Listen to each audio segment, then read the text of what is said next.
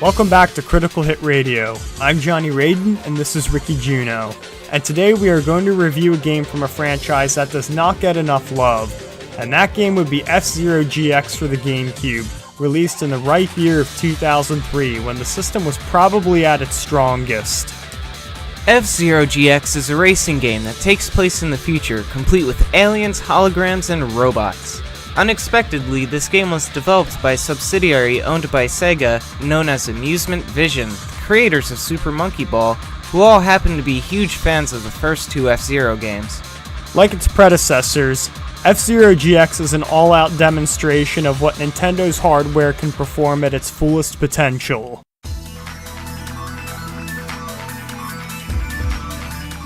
There's a storyline? I guess there is, but I'm not entirely sure myself what the story even is. Since when did Captain Falcon have a backstory? I thought he was just a badass future NASCAR driver. It's evident that a story isn't needed for Super Smash Bros.' most lampooned character. I wasn't prepared for a storyline, John. I'm freaking out, man. Given this game stars the man who coined the term, "show your moves," I think it may have been intentional for the voice acting to be as amusingly worse than the story.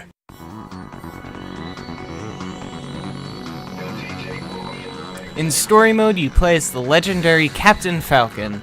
There's a lot of cheesy cutscenes between races, but otherwise it's not much different from Grand Prix, where you can pick your character and the tracks to race on.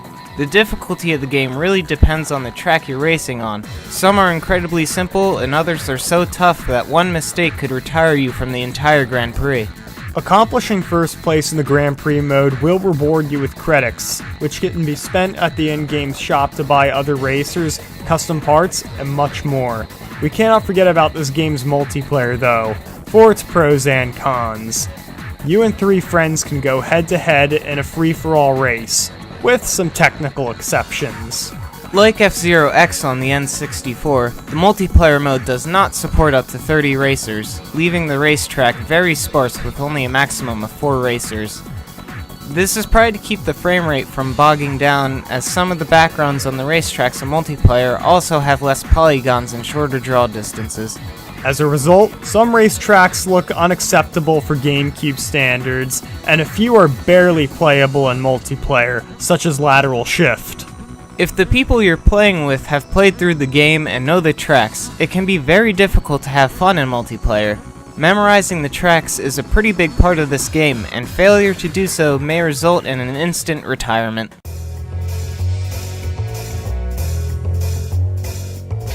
Despite the technical modesty of the multiplayer, F-Zero GX is one of the best looking and sounding GameCube games. This game has also never lagged on me once. It runs smooth as velvet. The graphics look pretty good, but to truly appreciate them, you have to watch somebody else play to even visually process the textures. As for the music, I found it to be very good. I can't really complain about it, and most of the classic tunes are still present in this game. Don't expect F-Zero GX's music to have the same raw heavy metal sound of the previous game. While it still has some heavy metal elements, GX's music is much more electronic, but still equally as aggressive. In fact, I personally favor F-Zero GX's soundtrack over the previous game and just find it to sound more polished.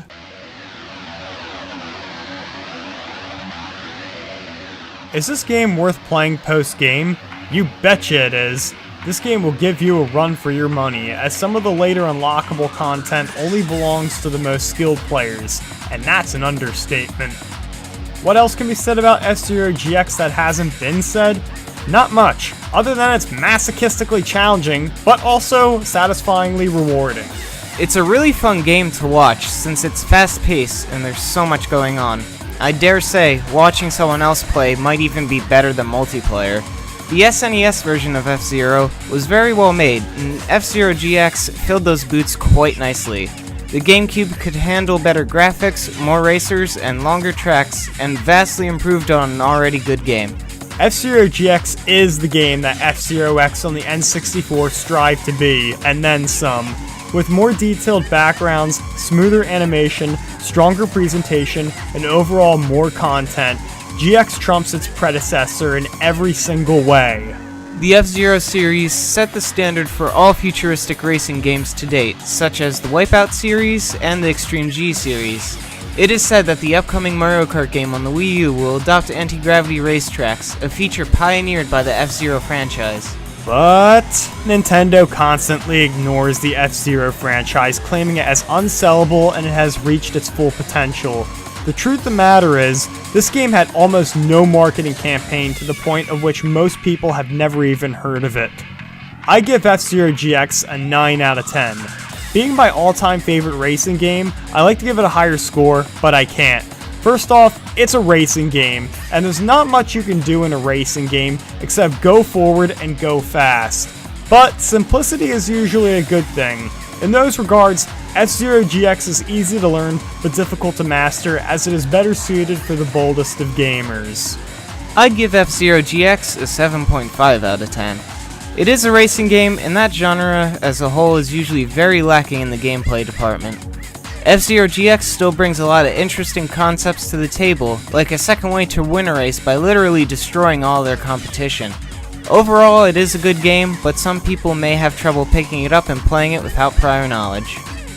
That concludes our review for today, ladies and gentlemen. Please give this video a like, leave a positive or negative comment down below, and if you like our videos, subscribe to our channel. Otherwise, tune in soon for our next review. Yes!